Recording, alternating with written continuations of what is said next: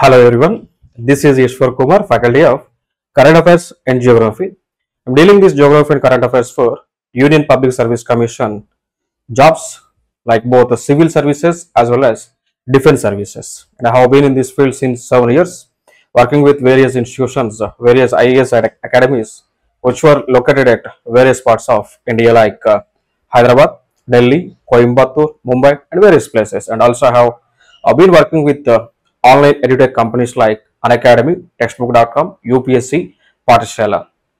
So that's information related to me. So let's just start this video. So here this video is related to schedule caste categorization. So ఈ వీడియోకి సంబంధించి ఇక్కడ schedule caste categorisation సంబంధించి మనం discuss చేసుకోబోతున్నాం. So దీనికి సంబంధించి ఈ రోజున supreme court of India judgement అయితే ఇవ్వడం జరిగింది. సో మరి ఆ జడ్జిమెంట్ కాపీలో ఏమున్నాయి, దానితో పాటు అసలు కేసు ఎప్పుడు మొదలైంది, ఈ కేసు సుప్రీంకోర్టులకు రావడానికి గల కారణాలు ఏంటి, ఏ స్టేట్ నుంచి ఆరిజిన్ అయింది, మరి దీనిలో ఈ కేసులో తెలంగాణ ప్రభుత్వం ఏ విధంగా తన పాత్ర వహించింది, అదేవిధంగా ఆంధ్రప్రదేశ్ ప్రభుత్వం ఏ విధంగా తన పాత్రని వహించింది అనేటువంటి అంశాలన్నీ కూడా మనం ఈ వీడియోలో డిస్కస్ చేసుకుందాం.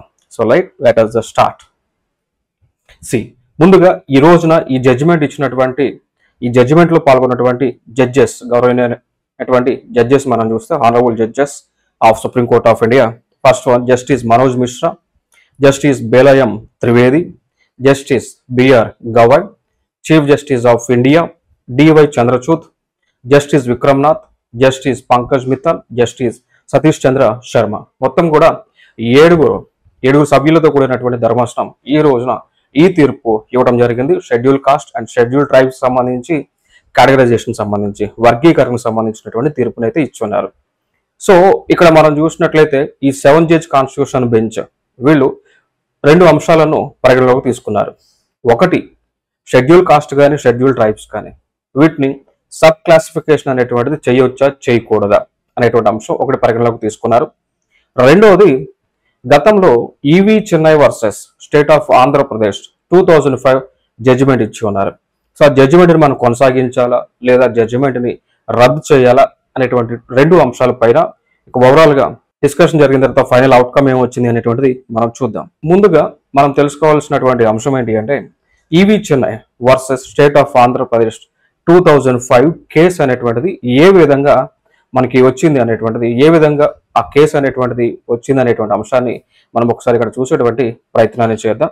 సో దానికి గల మూల కారణాలు ఏంటి అంటే 1996లో ఎస్సీ వర్గీకరణ పైన కమిషన్ వేశారు ఆనాటి ముఖ్యమంత్రిగా ఉన్నటువంటి చంద్రబాబు నాయుడు గారు. సో జస్టిస్ రామచంద్ర రాజు గారి ఆధ్వర్యంలో కమిషన్ వేయటం జరిగింది. సో ఇది భారతదేశంలోనే మొట్టమొదటిసారి ఎస్సీ వర్గీకరణకు సంబంధించి కమిషన్ వేయటం అనేటువంటిది భారతదేశంలో మొట్టమొదటిసారి, అది ఆంధ్రప్రదేశ్లోనే జరిగింది అన్నట్టు. సో ఆనాడు 1996లోనే ప్రభుత్వం ఎస్సీ కేటగరైజేషన్ గురించి సపోర్ట్ చేయటం జరగడం జరిగింది. సో దీనిని వ్యతిరేకిస్తూ సుప్రీంకోర్టులో ఈవి చెన్నై కేసు వేయడం జరిగింది. సో దీంట్లో ఇంప్లీట్ చేస్తూ అంటే స్టేట్ ఆఫ్ ఆంధ్రప్రదేశ్ మీద కేసు వేయడం జరిగింది. So EV Chinnaiah versus state of Andhra Pradesh అనేటువంటి కేసు వేశారు. ఫైనల్ గా 2005లో ఒక తీర్పు అనేటువంటిది రావడం జరిగింది, ఒక జడ్జిమెంట్ అనేటువంటిది రావడం జరిగింది. సో ఈ జడ్జిమెంట్ లో భాగంగా ఐదుగురు ఈ జడ్జెస్ అనేటువంటి వారు కాన్స్టిట్యూషన్ బెంచ్ ఫామ్ అయింది, 5 జడ్జెస్ తో ఫామ్ అయింది. సో వీరు జడ్జిమెంట్ అనేటువంటిది ఇచ్చారు. ఈ జడ్జెస్ చూసుకుంటే కూడా ఈ కేసుకు సంబంధించి EV Chinnaiah versus state of Andhra Pradesh సంబంధించిన కేసులో ఉన్నటువంటి జడ్జెస్ చూస్తే justice N Santosh Hegde, SN Variava, BP Singh, HK Sema, SB Sinha, వీళ్ళు 5 మెంబర్స్ ఒక జడ్జిమెంట్ అయితే ఇచ్చారు. ఏమని జడ్జిమెంట్ ఇచ్చారు అంటే మనకి ప్రెసిడెన్షియల్ ఆర్డర్ ఉంటుంది, లైక్ 341 ఆర్టికల్, భారత రాజ్యాంగంలో ఆర్టికల్ నెంబర్ 341 క్లాస్ 1 అనేటువంటిది ఉంటుంది. సో దానిని బేస్ చేసుకొని ప్రెసిడెంట్ ఆఫ్ ఇండియా భారతదేశంలో ఉన్నటువంటి కాస్ట్ లిస్టులను అనౌన్స్ చేస్తూ ఉంటారు. సో భారతదేశంలో ఉన్నటువంటి రాష్ట్రపతికి హక్కు ఉంటుంది ఏ కాస్ట్ ని షెడ్యూల్ కాస్ట్ లో షెడ్యూల్ ట్రైబ్స్ లో ఉంచాలి, రిమూవ్ చేయాలి అనేటువంటి అధికారం ప్రెసిడెంట్ ఆఫ్ ఇండియాకి ఉంటుంది. సో ఈ ఆర్టికల్ 341 అదేవిధంగా 341 క్లాస్ ఆఫ్ 2 బేస్ చేసుకొని ప్రెసిడెంట్ ఆఫ్ ఇండియా కాస్ట్ లిస్టులను ఇస్తూ ఉంటారు. ఏ విధంగా ఇస్తారు అంటే చూడవచ్చు మనం ఇక్కడ ఆ కాస్ట్ లిస్టులు ఏ విధంగా ఉంటాయంటే ఈ విధంగా కాస్ట్ లిస్టులను అనౌన్స్ చేస్తూ ఉంటారు ప్రెసిడెంట్ ఆఫ్ ఇండియా. ఈ విధంగా. సో ఈ కాస్ట్ లిస్ట్ వచ్చేసి షెడ్యూల్ కాస్ట్ కు సంబంధించినటువంటిది ఆంధ్రప్రదేశ్ రాష్ట్రానికి చెందినటువంటి అంశం. సో ఇక్కడ ఆంధ్రప్రదేశ్లో టోటల్గా షెడ్యూల్ కాస్ట్ వచ్చేసి టోటల్గా 61 ఉండటం జరిగింది. లైక్ చూసుకుంటే ఆది ఆంధ్ర అని, ఆది ద్రావిడ అని, అనుముక్ అని, ఆర్యమాల, అరుంధత్య, అర్వమాల, బారిక, బావూరి, బైండ్ల. సో ఇట్లా ఈ విధంగా కాస్ట్లు అనేటువంటివి ఉండటం జరిగింది ఆంధ్రప్రదేశ్లో. సో టోటల్గా 61 కాస్ట్లు అయితే షెడ్యూల్ కాస్ట్, కేవలం షెడ్యూల్ కాస్ట్కి సంబంధించినటువంటివి 61 మాత్రమే, 61 ఉన్నాయి. బట్ జనరల్గా అందరికీ తెలిసినటువంటి విధంగా అంటే లైక్ మెజారిటీగా చూసుకుంటే మనకి ఆంధ్రప్రదేశ్లో బైండ్ల కానీ, మాదిగా కానీ, అదేవిధంగా మాల కానీ, సో ఈ విధంగా ఉపకులాలు ఉండటం జరిగింది. దాంతోపాటు రెల్లి అనేటువంటి కులాలు, ఇవి ఎక్కువగా మనకి లైమ్ లైట్ లో ఉన్నటువంటి కమ్యూనిటీస్. సో బైండ్ల కానీ, మాదిగ కానీ, మాల కానీ, రెల్లి కానీ, ఇవి ఆంధ్రప్రదేశ్లో ఎక్కువగా లైమ్ లైట్ లో ఉన్నటువంటి కాస్ట్లు. ఇవి కాకుండా ఇంకా అడిషనల్ గా చామర్, చండాల, డక్కల్, దండాసి, ధోర్, ధూమ్, దొంబార, సో ఇట్లా ఈ విధంగా కాస్ట్లు అయితే ఉన్నాయి. సో టోటల్ గా మొత్తం కాస్ట్లు ఉన్నటువంటివి 61 కాస్ట్లు. సో ఈ కేటగరైజేషన్ చేసిన అంటే ఈ లిస్ట్ అనౌన్స్ చేసేది ప్రెసిడెంట్ ఆఫ్ ఇండియా అనౌన్స్ చేస్తూ ఉంటారు. సో ఆర్టికల్ 341 బేస్ చేసుకొని. మరలా చూద్దాం ఇంకొక రాష్ట్రంలో, తెలంగాణ రాష్ట్రంలో. సో ఇక్కడ కూడా ఇదే విధంగా కాస్ట్లు ఉండటం జరిగింది. లైక్ చూసుకుంటే బైండ్ల కానీ, మాదిగ కానీ, మాల కానీ, ఇంకా మిగిలినటువంటి కులాలు లైక్ హోలీ అని, హోలియా దాసులు అని, జగ్గాలి అని, జాంబోవులు అని, కొలుకుల వాండ్లు, పంబల, సో ద్యావతి, సో ఈ విధంగా కాస్ట్లు టోటల్ గా తెలంగాణ నుంచి చూసుకుంటే 59 కాస్ట్లు ఓన్లీ షెడ్యూల్ కాస్ట్ కి మాత్రమే ఉన్నాయి. జనరల్ గా షెడ్యూల్ కాస్ట్ అన్నప్పుడు మాకు గుర్తొచ్చేటువంటి కాస్ట్లు జనరల్ గా గుర్తొస్తూ ఉంటాయి. బైండ్ల, మాదిగ, మాల అనేటువంటి కాస్ట్లు గుర్తొస్తుంటాయి. ఇవి కాకుండా మిగిలినటువంటి కాస్ట్లు మనకి తెలంగాణలో ఉన్నాయి, అదే విధంగా ఆంధ్రప్రదేశ్లో కూడా ఉన్నాయి. సో ఆంధ్రప్రదేశ్లో 61 కమ్యూనిటీస్ అయితే ఉన్నాయి, తెలంగాణలో 59 కమ్యూనిటీస్, మొత్తం కూడా షెడ్యూల్ కాస్ట్. ఓకే. సో ఇంకా మహారాష్ట్ర మనం చూసుకున్నట్లయితే మహారాష్ట్రలో కూడా ప్రెసిడెంట్ ఆఫ్ ఇండియా నోటిఫికేషన్ చేసిన ప్రకారం 59 కమ్యూనిటీస్ అయితే ఉన్నాయి. 59 కమ్యూనిటీస్ అయితే మహారాష్ట్రలో ఉన్నాయి. సో వీటిలో మనం ప్రధానంగా చూసుకున్నా కూడా ఇక్కడ కూడా ఉన్నాయి కొన్ని. లైక్ ఇప్పుడు ఆంధ్ర తెలంగాణలో ఉన్నటువంటి కమ్యూనిటీస్ కూడా మహారాష్ట్రలో ఉన్నాయి. ఫర్ ఎగ్జాంపుల్ తీసుకుంటే మహారాష్ట్రలో బైండ్ల కానీ, ఇక్కడ చూసుకుంటే మాదిగ కానీ, మాల కానీ అనేటువంటి కాస్ట్లు మనకి మహారాష్ట్రలో కూడా కనిపిస్తూ ఉన్నాయి. సో ఆంధ్రలో ఉన్నాయి, తెలంగాణలో ఉన్నాయి, మహారాష్ట్రలో కూడా కనిపిస్తూ ఉన్నాయి. దాని తర్వాత కర్ణాటక రాష్ట్రం తీసుకున్నా కూడా ఇక్కడ అంటే ఆ 3 రాష్ట్రాల్లో ఉన్నటువంటి కామన్గా ఇక్కడ ఇంకొక కొన్ని కాస్ట్లు కూడా ఉండటం జరిగింది. బట్ ఇక్కడ కర్ణాటకలో టోటల్గా 101 షెడ్యూల్ కాస్ట్లను ఎస్సీ జాబితాలో చేర్చడం జరిగింది ప్రెసిడెంట్ ఆఫ్ ఇండియా. సో ఇక్కడ కూడా మనం చూసుకున్నట్లయితే లైక్ ఈ రాష్ట్రంలో కూడా, సో కర్ణాటకలో కూడా లైక్ కామన్గా ఉన్నటువంటివి అంటే ఆ 3 రాష్ట్రాలతో పాటు కామన్గా ఉన్నటువంటి కాస్టులు చూసుకుంటే ఇక్కడ బైండ్ల అనేటువంటి కాస్ట్ కానీ, మాదిగ, అదేవిధంగా మాల అనేటువంటి కాస్ట్లు కూడా మనకి కామన్గా ఉంటూ ఉన్నాయి. ఓకేనా. సో లైక్ ఇవి కాస్ట్లు ఉంటూ ఉన్నాయి, కామన్గా ఉంటూ ఉన్నాయి. అవి కాకుండా అడిషనల్గా ఉంటూ ఉన్నాయి. ఇప్పుడు ఫర్ ఎగ్జాంపుల్ కర్ణాటకలో మనం చూసుకుంటే 101 కాస్ట్లు అయితే మనకి కర్ణాటకలో షెడ్యూల్ కాస్ట్కి సంబంధించి ఉన్నాయి. మహారాష్ట్రలో 59 ఉన్నాయి, తెలంగాణలో 59 ఉన్నాయి. అదేవిధంగా 61 కమ్యూనిటీస్ అయితే అంటే లైక్ ఆంధ్రాలో 61 కమ్యూనిటీస్ అయితే ఉండటం జరిగింది. సో ఇక్కడ రైజ్ అవుతున్నటువంటి ఒక అంశం లైక్ మనకి మందకృష్ణ మాదిగ గారు MRPS అనేటువంటి దాన్ని మాదిగ రిజర్వేషన్ పోరాట సమితి అనేటువంటి దాన్ని ఏర్పాటు చేసి ఆయన పోరాటం చేస్తూ ఉన్నారు. దేనికి సంబంధించినటువంటి పోరాటం అంటే ఆయన అనేటువంటి మాటలు ఏంటి అంటే తెలంగాణలో ఫర్ ఎగ్జాంపుల్గా తీసుకుంటే తెలంగాణలో 70% ఆఫ్ ది పాపులేషన్ మెజారిటీగా బైండ్ల, అదేవిధంగా majority of the population Madiga communities ఉండగా వారు కేవలం 10% మాత్రమే ఈ యొక్క రిజర్వేషన్ ఫలాలు అంటే జాబ్స్, అదేవిధంగా లైక్ సీట్స్ కానీ పొలిటికల్గా వారు బెనిఫిట్స్ పొందుతున్నారు. బట్ మిగిలినటువంటి 30% ఉన్నటువంటి మాల ఇంకా రిమైనింగ్ క్యాస్ట్లో వచ్చేసి వారు 70%, 90% బెనిఫిట్స్ని పొందుతున్నారని ఆయన చెప్తా ఉన్నారు. ఓకే. సో దానికి సంబంధించి ఆయన ఎప్పటి నుంచో కూడా పోరాటం చేస్తూ ఉన్నారు. సో దానికి సంబంధించి కూడా సెంట్రల్లో పార్టీ కూడా, బీజేపీ పార్టీ కూడా సపోర్ట్ చేయడం జరిగింది. సో అదొక అంశాన్ని అయితే పక్కన పెట్టుకుందాం. So right. సో ఫైనల్ గా ఇక్కడ ఇప్పుడు మీతో డిస్కస్ చేసింది ఆర్టికల్ 341కు సంబంధించి ప్రెసిడెంట్ ఆఫ్ ఇండియాకు ఉన్నటువంటి అధికారాలకు సంబంధించి మాట్లాడాను. ఏ రాష్ట్రాల్లో ఏ కులాలను ఎస్సీ జాబితాలు చేర్చి ఉన్నారు, ఎలా చేర్చి ఉన్నారు, ఎన్నెన్ని ఉన్నాయి అనేటువంటి అంశాన్ని మీకు తెలియజేయటం జరిగింది. సో ఇక్కడ ఫైనల్ గా EV Chinnaiah versus state of Andhra Pradesh అనేటువంటిది 2005లో జడ్జిమెంట్ అయితే ఇవ్వటం జరిగింది. సో ఇక్కడ జడ్జిమెంట్ ప్రకారం అసలు ఆ జడ్జిమెంట్ అనేటువంటిది ఏమని తెలిసింది అంటే ఆర్టికల్ 341 అనేటువంటిది ఏదైతే ప్రెసిడెంట్ ఆఫ్ ఇండియా నోటిఫై చేస్తూ ఉంటారో ఈ షెడ్యూల్ కాస్ట్ లిస్ట్ అనేటువంటిది అది హోమోజీనియస్ అని చెప్పారు. అంటే దాన్ని మార్చడానికి లేదు. సో ఇక్కడ షెడ్యూల్ కాస్ట్ అనేటువంటిది ఇది ఒక క్లాస్ తప్ప కాస్ట్ అయితే కాదు, ఇదంతా ఒక గ్రూప్, హోమోజీనియస్ గ్రూప్ గా ఆయన అభివర్ణించడం జరిగింది. సో అభివర్ణించి ఏదైతే వర్గీకరణకు సంబంధించి 1996లో చంద్రబాబు గారు తీసుకొచ్చినటువంటి ఆ యొక్క నోటిఫికేషన్ ఏదైతే ఉందో దాన్ని రద్దు చేయడం జరిగింది. సో ఇది అండి. సో ఇక్కడ ఏం జరిగింది అండి, so EV Chinnaiah versus state of Andhra Pradesh కేసులో సుప్రీంకోర్టు ఆఫ్ ఇండియా 5 సభ్యులతో కూడినటువంటి ధర్మాసనం ఏమని స్పష్టం చేసింది అంటే ఆర్టికల్ 341 ప్రకారము ప్రెసిడెంట్ ఆఫ్ ఇండియా రిలీజ్ చేసేటువంటి కాస్టుల జాబితా అనేటువంటిది అదొక హోమోజీనియస్ అంటే ఏకంగా అంటే కంప్లీట్ గా ఒక సింగిల్ గా ఉన్నటువంటిది. సో దానిని సబ్ క్లాసిఫికేషన్, సబ్ కేటగరైజేషన్ అనేటువంటిది చేయడానికి లేదు అని చెప్పడం జరిగింది.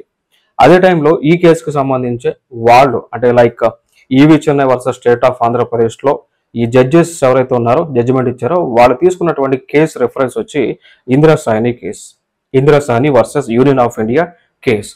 సో ఈ కేసులో ఏముంటుంది అంటే జనరల్ గా ఇది ఓబీసీకి సంబంధించి అదర్ బ్యాక్వర్డ్ క్లాసెస్ కేటగరైజేషన్ సంబంధించి. సో ఈ కేసుని వీరు తీసుకోవడం జరిగింది. సో తీసుకుని దీని బేసిస్ ప్రకారం జడ్జిమెంట్ అయితే ఇచ్చారు. సో సబ్ కేటగరైజేషన్ అనేటువంటిది చెల్లదు, చేయకూడదు అని చెప్పేసి వీళ్ళు జడ్జిమెంట్ ఇచ్చారు. మజాబీ అదేవిధంగా బల్మీకీస్ అనేటువంటి రెండు కులాలు అనేటువంటివి వీరు సిక్కిజానికి చెందినటువంటి వారు. సో వీరికి పంజాబ్ ప్రభుత్వము ఎస్సీ జాబితాలో వీరిని చేర్చడం జరిగింది. సో చేర్చిన తర్వాత పంజాబ్ ప్రభుత్వం ఏం చేసిందంటే ఒక సర్క్యులర్ ఇచ్చింది. ఆ సర్క్యులర్ లో section 4 of 5 of the Punjab schedule caste and backward classes reservation in services act 2006 అనేటువంటి తీసుకొచ్చి దాని ద్వారా ఏం చేసింది అంటే ఈ బల్మీకీస్ మజాబీ సిక్స్ ఎవరైతే ఉన్నారో సో వారికి ఎస్సీ కోటా కింద 50% జాబ్స్ ని రిజర్వ్ చేశారు. సో మిగిలినటువంటి ఈ కాస్ట్లు ఏవైతే ఉంటాయో షెడ్యూల్ కాస్ట్లు ఎవరైతే ఉన్నారో వాళ్ళు మిగిలినటువంటి 50% కి వారు పొందాల్సి ఉంటుంది అని వీళ్ళు ఒక యాక్ట్ అయితే తీసుకొచ్చింది పంజాబ్ ప్రభుత్వం. సో ఫైనల్ గా పంజాబ్ లో ఉన్నటువంటి బల్మీకీస్ మజాబీస్ అనేటువంటి సిక్ కమ్యూనిటీస్ ని షెడ్యూల్ కాస్ట్ లో చేర్చి ఆ రెండు వర్గాలకి ఉన్నటువంటి రిజర్వేషన్స్ అంటే ఫర్ ఎగ్జాంపుల్ ఎస్సీ రిజర్వేషన్ 100% అనుకుంటే మనకున్న దానిలో ఫర్ ఎగ్జాంపుల్ 15.5% ఓవరాల్ గా వస్తుంది.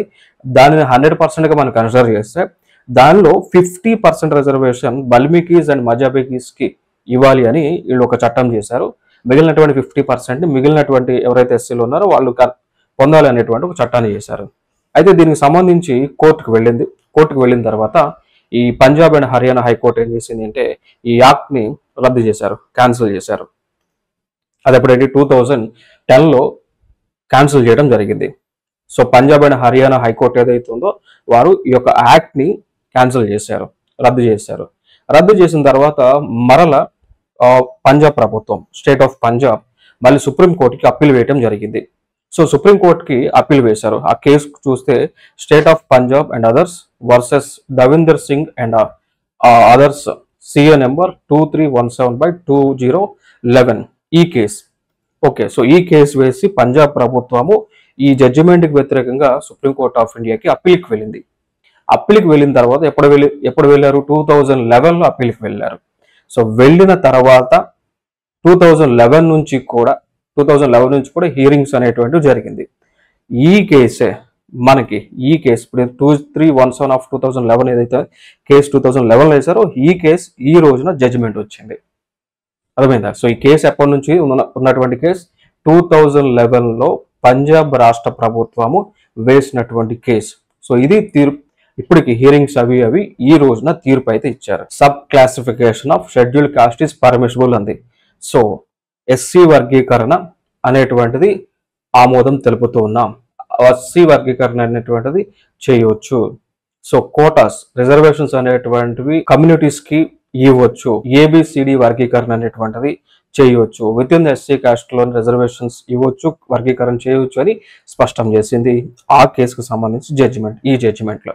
సో దీనిలో ఆరుగురేమో సబ్ క్లాసిఫికేషన్ కేటగరైజేషన్ అనేటువంటిది ఓకే అని సపోర్ట్ చేయగా ఒకళ్ళు మాత్రం అపోజ్ చేశారు. సో టోటల్ గా 7 బెంచెస్ లో 6 ఎస్సీ వర్గీకరణకి ఆమోదం తెలపగా ఒకరు మాత్రం అపోజ్ చేశారు. ఇంకోటి ఇక్కడ ఏమంటున్నారు అంటే ఈ జడ్జిమెంట్ లో ఇంకేమని మెన్షన్ చేశారు అంటే ఈ సబ్ కేటగరైజేషన్ అనేటువంటిది ఎప్పుడు అమలు చేయాలి అంటే ముందుగా రాష్ట్ర ప్రభుత్వాలు ఆ యొక్క డేటా మొత్తం కూడా కలెక్ట్ చేసిన తర్వాత వారి యొక్క జనాభా ప్రతిపాదికన యొక్క కేటగరైజేషన్ అనేటువంటిది అమలు చేయాలని జడ్జిమెంట్ లో స్పష్టం చేయడం జరిగింది.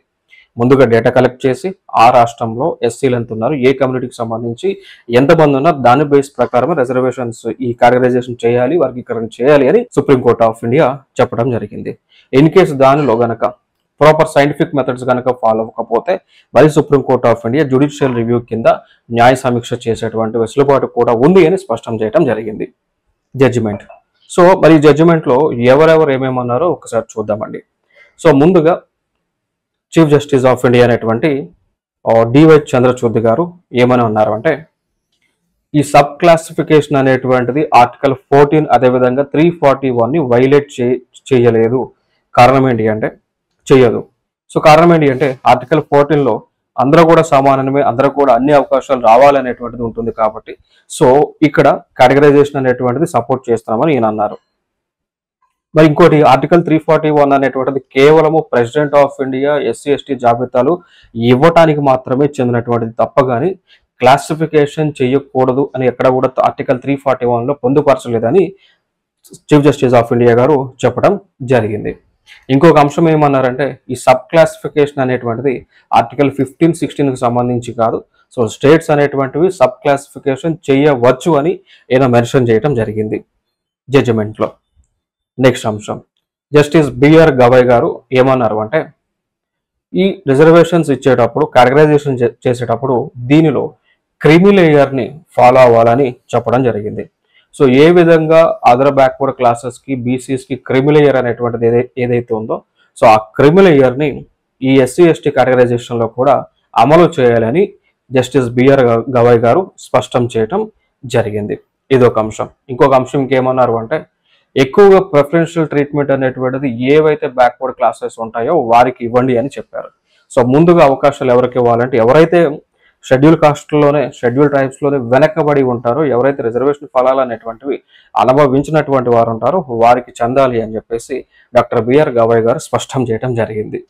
నెక్స్ట్ ఇంకొక జడ్జ్ జస్టిస్ విక్రమ్ నాథ్ గారు సో ఆయన ఏమన్నారు అంటే సో ఓబీసీస్కి ఏ విధంగా క్రిమి లేయర్ అనేటువంటిది ఏర్పాటు ఉందో సో అదే విధంగా షెడ్యూల్ కాస్ట్ షెడ్యూల్ ట్రైబ్స్కి కూడా క్రిమి లేయర్ని అమలు చేయాలి అని స్పష్టం చేయడం జరిగింది జస్టిస్ విక్రమ్ నాథ్ గారు. సో మరి క్రిమి లేయర్ అంటే ఏంటి, నాన్ క్రిమి లేయర్ అంటే ఏంటో ఒకసారి చూద్దాం. సో క్రిమి లేయర్ అంటే ఏంటి అంటే ఎవరు క్రిమి లేయర్ పరిధిలోకి వస్తారు అంటే ఎవరు యాన్యువల్ ఇన్కమ్ 8 lakhs కంటే ఎక్కువగా ఉంటుందో వారు క్రిమి లేయర్ పరిధిలోకి వస్తారు. వారి ఇన్కమ్ ఫ్యామిలీ ఇన్కమ్ 8 lakhs కంటే ఎక్కువ. సో దీనిలో అగ్రికల్చర్ ఇన్కమ్ అయితే క్యాలిక్యులేట్ చేయరు. అగ్రికల్చర్ ఇన్కమ్ కాకుండా మిగిలినటువంటి ఇన్కమ్ యాన్యువల్ ఇన్కమ్ 8 lakhs కంటే ఎవరైతే ఎక్కువగా ఉంటారో వారు క్రిమి లేయర్ పరిధిలోకి వస్తారు. సో క్రిమి లేయర్ పరిధిలోకి వస్తే కనుక కలిగేటువంటి లాభాలు ఏంటి అంటే వారికి ఎటువంటి రిజర్వేషన్ బెనిఫిట్స్ ఉండవు. సో ఎటువంటి ఎగ్జామ్షన్స్ ఉండవు. సో ఎటువంటి రిజర్వేషన్ బెనిఫిట్స్ ఉండవు. ఎటువంటి ఏజ్ రిలాక్సేషన్ అనేటువంటిది కూడా ఉండదు ఈ కాంపిటేటివ్ ఎగ్జామ్స్లో కూడా. సో వీరు క్రిమి లేయర్ అంటే ఎవరి ఇన్కమ్ అయితే 8 lakhs కంటే ఎక్కువగా ఉంటుందో వారు ఎటువంటి క్రిమి లేయర్ సర్టిఫికేట్ తీసుకోవాల్సినటువంటి అవసరం లేదు. ఇంకొక వర్గం ఉంటుంది నాన్ క్రిమి లేయర్ అంటాం. సో వారు ఎవరంటే ఎవరికైతే ఇన్కమ్ అనేటువంటిది 8 lakhs కంటే బిలో ఉంటుందో వారు నాన్ క్రిమి లేయర్ పరిధిలోకి వస్తారు. సో అంటే వాళ్ళ సంవత్సరం ఆదాయము 8 లక్షల కంటే తక్కువ ఉండాలి. సో ఇట్లా ఈ విధంగా ఉన్నటువంటి వారు ఏజ్ రిలాక్సేషన్ కానీ అదేవిధంగా ఫీజు రిలాక్సేషన్ ఇవన్నీ కూడా కాంపిటేటివ్ ఎగ్జామ్స్లో పొందుతారు. సో వీరు మరి ఈ నాన్ క్రిమి లేయర్ పరిధిలోకి రావాలి అంటే ముందుగా వాళ్ళు ఒక సర్టిఫికేట్ని సబ్మిట్ చేయాల్సి ఉంటుంది. సో ఎవరైతే నాన్ క్రిమి లేయర్ సర్టిఫికేట్ని సబ్మిట్ చేస్తారో వారు మాత్రమే ఏజ్ రిలాక్సేషన్ ఈ కాంపిటేటివ్ ఎగ్జామ్స్లో పొందడానికి అవకాశం ఉంటుంది. సో ఇది క్రిమి లేయర్ నాన్ క్రిమి లేయర్కి సంబంధించినటువంటి అంశాలు. నెక్స్ట్ జస్టిస్ పంకజ్ మిత్తల్ ఆయన ఏమన్నారు అంటే ఈ రిజర్వేషన్స్ అనేటువంటివి కేవలము ఒక తరానికి మాత్రమే చెందాలి, కేవలం ఒక తరానికి మాత్రమే చెందాలి. ఒక జనరేషన్లో రిజర్వేషన్స్ పొందినటువంటి వారు ఉంటే నెక్స్ట్ జనరేషన్స్కి రిజర్వేషన్స్ ఇవ్వద్దు, మిగిలినటువంటి వారికి ఇవ్వాలి అని చెప్పేసి జస్టిస్ పంకజ్ మిత్తల్ గారు స్పష్టం చేయటం జరిగింది. ఇక దాని తర్వాత 7గురిలో ఆరుగురు సపోర్ట్ చేయగా ఒక్కరు అపోజ్ చేశారు ఈ యొక్క జడ్జిమెంట్ని, సబ్ క్లాసిఫికేషన్ని. ఆవిడ జస్టిస్ బేలా మాధుర్య త్రివేది. సో ఈవిడ ఏదైతే Chinnaiah versus the state of Andhra Pradesh judgement ఏదైతే ఇచ్చి ఉన్నారో ఆ జడ్జిమెంట్ని ఈవిడ సపోర్ట్ చేయడం జరిగింది. నెక్స్ట్ సో ఫైనల్గా ఎస్సీ వర్గీకరణకు సంబంధించి మొట్టమొదటిగా ప్రారంభించింది చంద్రబాబు నాయుడు గారు, ఆంధ్రప్రదేశ్ ప్రస్తుత ముఖ్యమంత్రి గారు. 1996లో ఆయన కమిషన్ వేశారు. ఆ కమిషన్ రామచంద్రరాజు కమిషన్. తెలంగాణ నుంచి కూడా తెలంగాణ చీఫ్ మినిస్టర్ కూడా రేవంత్ రెడ్డి గారు కూడా ఒక స్టేట్మెంట్ ఇవ్వడం జరిగింది. So supreme court of India తీర్పు ఏదైతే ఈ రోజు ఇచ్చిందో ఆ తీర్పు అనుగుణంగా తెలంగాణ రాష్ట్రంలో కూడా ఎస్సీ వర్గీకరణను అమలు చేస్తున్నాం అనేటువంటి అంశాన్ని కూడా స్పష్టం చేశారు. ఇన్ కేస్ అవసరం అనుకుంటే గెజిట్ నోటిఫికేషన్ ఇచ్చి, ఆర్డినెన్స్ ఇచ్చి, గవర్నమెంట్ ఆర్డినెన్స్ ఇచ్చి దాని ద్వారా సుప్రీంకోర్టు ఆఫ్ ఇండియా తీర్పును అమలు చేస్తాం, కేటగరైజేషన్ అనేటువంటిది చేస్తామని చెప్పడం జరిగింది. ఇంకొక అంశం ఏమన్నారు అంటే డిసెంబర్